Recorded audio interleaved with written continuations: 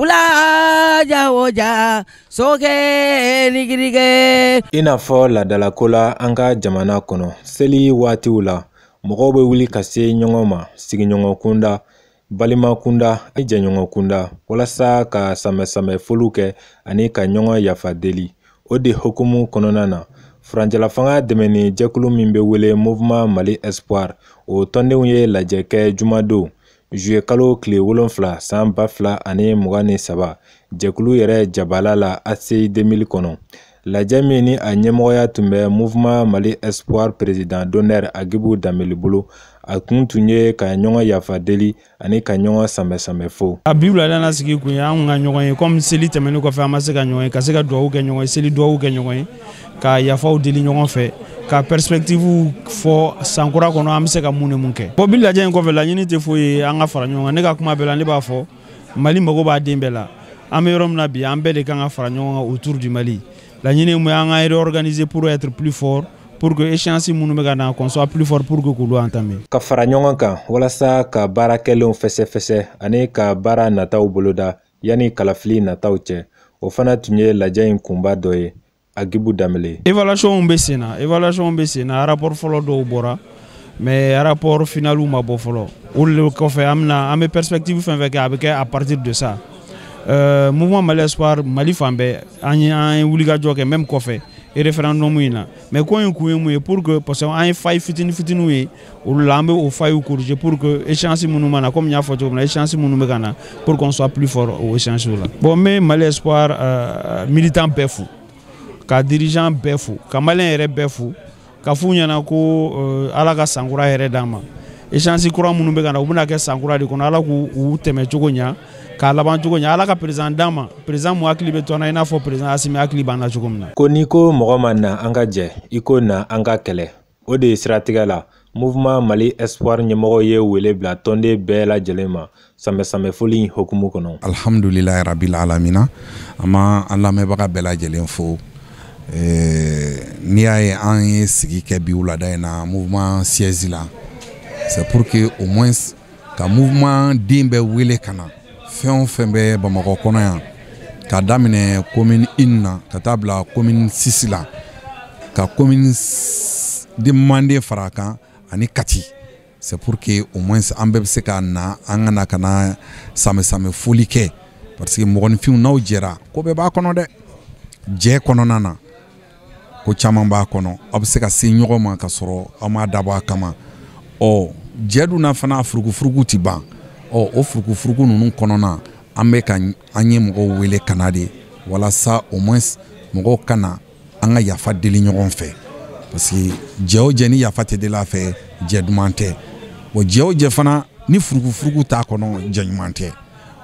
an ye mɔgɔw wele ka na o kɔnɔna de la pour que au moins an kana yafa deli ɲɔgɔn fɛ o de kun ye an ka bi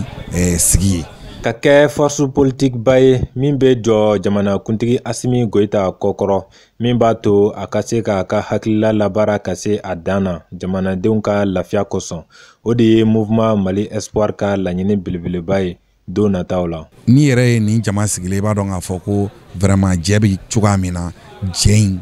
a sinsinnen don a barikalen don parce que commune bɛɛ kun représentelen don yan a bɛɛ coordinateur kun bɛ yan nɔ a bɛɛ représentant kun bɛ yan nɔ o b'a yira k'a fɔ ko bɛn b'anw ni ɲɔgɔn cɛ anw bɛ yɔrɔ min ko bi anw bɛ taa ɲɛ de ɲini bon n'i ko k'i bɛ taa ɲɛ ɲini f'i ka ɲinɛ fɛn dɔw kɔ f'i ka ko dɔw to yen o de b'a yira k'a fɔ vraiment anw bɛ jɛ min na a jɛ in bi kɔni alhamdulilahi rabil alamina anw bɛ ka Mali bɛɛ minɛ anw bɛ fɛ Mali bɛɛ ka na u ka na an ka jɛ parce que ni Mali bɛɛ nana n'an bɛɛ jɛra an ka kan kelen fɔ vraiment an bɛ ko kelen ɲuman kɛ parce que anw bɛ min nɔfɛ bi une très forte politique derrière le président de la République tant qu'on ne fait pas une forte politique vraiment a ti ɲɛ jamana mana kɛ cogo o cogo jamana ɲɛmɔgɔ mana kɛ cogo o cogo s'il y a pas une forte politique derrière lui vraiment a ti taa o tuma la an bɛ fɛ k'o de kɛ Mouvement Mali Espoir hakilinaw di ka politique forte de kɛ président kɔfɛ parce que i ɲɛ b'a la n'i y'a ye Poutine bɛɛ b'a fɔ Poutine ka politiki mɔgɔ minnu b'a kɔfɛ o kɛlen bɛ ka politiki min instaurer Russie la kɔnɔna na o de bɛ ka Poutine jajɔ ka koba kɛ wa an fana bɛ fɛ de ka politique une forte politique kɛ derrière notre président pour que a bɛ se ka jaabi jɔ walasa Poutine bɛ ka min kɛ a fana ka se k'o ɲɔgɔnna kɛ o de y'an hakilina ye o de mouvement Mali Espoir hakilina ye bidonya in na. Juin kalo tile 18 tɛmɛnen tun ye jamana sariya sunba falen ni kalafiliw ye. Mouvement Mali Espoir jɔyɔrɔ bonyana kosɛbɛ a campagne baaraw la. Ni waati in na jɛkulu ɲɛmɔgɔw bɛ kimɛni na walasa fili minnu kɛra o kɔnɔ k'olu lakile ani ka dɔ fara baara kan yani kalafili nataw cɛ. À présent an bɛ a baara kan an bɛ évaluation la an bɛ k'a jateminɛ a marchera yɔrɔ jumɛn a ma marché yɔrɔ min na an bɛ k'o jateminɛ mun y'a kɛ a marchera yan mun y'a kɛ a ma marché yan an bɛ k'o situation bila en œuvre pour que au moins dans les jours à venir défaillance yera yɔrɔ mun na olu bɛ se ka corriger o de y'an ka hakilina ye an kɛlen bɛ k'o système bila en place pour que dans les jours à venir an bɛ se ka grandi cogoya min na an bɛ nin bɛɛ de la baara in don kelen baara tɛ quoi parce que n'an ma évaluation kɛ an k'a dɔn k'a fɔ vraiment yan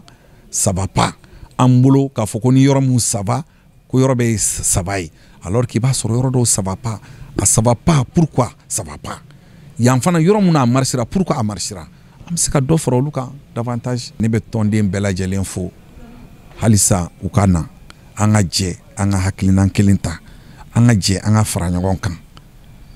walayi ni mɔgɔ ko k'a tɛ kɛ na fɔ ni bɔra mɔgɔw cɛla i bɛ n'a ka k'i la i bɛ na i k'a kun walayi jɛ bɛ taa o de kan ni bɛ bɛɛ lajɛlen wele bɛɛ kala na an ka jɛ an ka baara kɛ an hakilina ye min ye an ka sabati o de tun bɛ ne fɛ k'a fɔ maliyɛn den bɛɛ lajɛlen ani mouvement Mali Espoir a tɔnden bɛɛ lajɛlen hakɛto bɛ nin kan sallallahu alaihi mouvement Mali Espoir bɛɛ bɛ hakilina kelen kɔ n'o ye farancɛlafanga jamana kuntigi colonel Asimi Goita n'a hakilila dɛmɛni ye o de y'a to tɔndenw kɛlen bɛ ka ɲɔgɔn minɛ walasa k'o laɲini sabati. An kana ɲɔgɔn sɔrɔ yan nɔ bi ka ɲɔgɔn hakilina bila kɛ ka yafa ɲini kɛ ɲɔgɔn fɛ vraiment a diyara an ye a bonyana an ma mouvement in a bɛ cogoya ɲuman na mais k'a fɔ aw ɲɛna fana jɛ si tɛ kɛ ni gɛlɛyaninw ta a la o ye diɲɛnatigɛ yɛrɛ n'a ta cogo ye mais o bɛɛ n'a ta aw yɛrɛ y'a ye bi mɔgɔ min jama min bɔra ka se yan nɔ bi dugu bɛ cogoya min na bi bɛɛ ɲɛ b'a la sanko bɛ sen na mais o bɛɛ n'a ta mɔgɔw ka bɔ nin cogo la o b'a yira k'a fɔ ko mouvement mɔgɔw bolo bɛ ɲɔgɔn bolo an bɛ o kelen in de kan komi an ye fɛn kura de don mouvement in mɔgɔ caman b'a la u kun tɛ nin ko ninnu ɲɛdɔn u tɛ politique ko ɲɛdɔn u tɛ association ko ɲɛdɔn u tɛ foyi foyi ɲɛdɔn u nana ta ka bila nin na président de la transition yɛrɛ kanu kama n'o ye Asimi Goita ye a n'a ka les 5 colonels donc o de kama fɛn caman bɛ yen nɔ fɔɲɔgɔnkɔni dɔw bɛ don a la o ye jɛ yɛrɛ bɛɛ n'a ta cogo ye mais alhamdulilayi o n'a ta o ta an bɛ ɲɔgɔn fɛ o de ka gɛlɛn mouvement in tiɲɛna muso bɛɛ lajɛlen bɛ ɲɔgɔn fɛ an bɛɛ lajɛlen ko fɛn kelen dɔrɔn de transition in a bɛ se ka taa ɲɛ cogoya min na a bɛ se ka kun cɛ hɛrɛ la cogoya min na colonel Asimi Goita a ye laɲini minnu daminɛ jamana in ye a bɛ se k'u laɲini baaraya fo ka se a dan na cogoya min na fo ka se maliyɛnden bɛɛ lajɛlen sago la o de ye an fana ka laɲini ye donc o de kama mouvement in a mana gɛlɛya cogo cogo an bɛ ɲɔgɔn bolo aw yɛrɛ fo aw minnu cɛsirilen don an mana wuli su aw bɛ wuli an nɔfɛ aw mana wuli tile aw bɛ wuli an nɔfɛ ka aw fo aw ka baara la halisa ko Ala k'aw bolo mɛn a la aw k'a bila kɔrɔ ye aw kana bila bana ye yarabi ka Ala deli Ala min ye bidon yira na Ala k'an sigi bidon in ɲɔgɔnna caman kɛnɛ kan Ala ka hakilina ɲuman di an ɲɛmɔgɔw ma halisa Asimi Goita n'a tɔ bɛɛ lajɛlen Ala ka Mali in ta fanga di u ma u ye baara min daminɛ Ala ka baara in timɛ ko ɲuman Ala ka fanga di u ma ka hakilina ɲuman di u ma ka kɛnɛya di u ma ka si di u ma ne b'o de ɲini Ala fɛ maliyɛnden bɛɛ lajɛlen Ala ka Mali in kɛ maliyɛnden bɛɛ lajɛlen sago ye yarabi Ala ka Mali suma Ala ka Mali suma yarabi Ala ka Mali in dɛmɛ Mali dɛmɛbagaw Ala k'u dɛmɛ Mali janfabagaw Ala k'u jigi u yɛrɛ ka janfa kɔlɔn kɔnɔ ne b'o de ɲini Ala fɛ. An ye mouvement mɔgɔ bɛɛ invité yan nɔ de Kaya Kidal samɛfoli kɔnɔna na ka da ko caman kan alhamdulillah siège donna anw garijɛgɛ la commune 4 mouvement siège bi yan nɔ de o de kama an y'u wele ka président d'honneur wele ani bɛɛ ka se ka ɲɔgɔn ye an ka yafa ɲini ɲɔgɔn fɛ sabula n'i ye mɔgɔ wele k'aw ka sigi gɛlɛyani bɛ k'a kɔnɔ o gɛlɛyani kɔnɔ seli mana se yafa ɲini don do seli mana se ko caman ko kuraw tɛmɛna an bɛ kɔrɔlenw dilan kɔrɔlenw tɛmɛna an bɛ kura dilan donc an y'u wele k'u bɛɛ bisimila u y'an ka wele lamɛn sanfin kɔrɔ bɛɛ bɔra i y'a mɛn kitakaw tun bɛ yan bajangarakaw tun bɛ yan bɛɛ de tun bɛ yan kati bɛɛ nana hali yanfoyila tun bɛ yan vraiment a diyara an ye donc welekan bɛ ne bolo halisa ne b'a ɲini mouvement cɛ n'a muso bɛɛ fɛ mouvement kelen tɛ dɛ an ni jama bɛɛ ka fara ɲɔgɔn kan ni cɛba ye an ka dɛmɛ tubabu b'a fɔ cogoya dɔ la n bɛ segin o kan bamanankan na bolokɔni den kelen a tɛ bɛrɛ ta ne bolo cayara kɔnɔ jɛlen de bɛ bi fɔ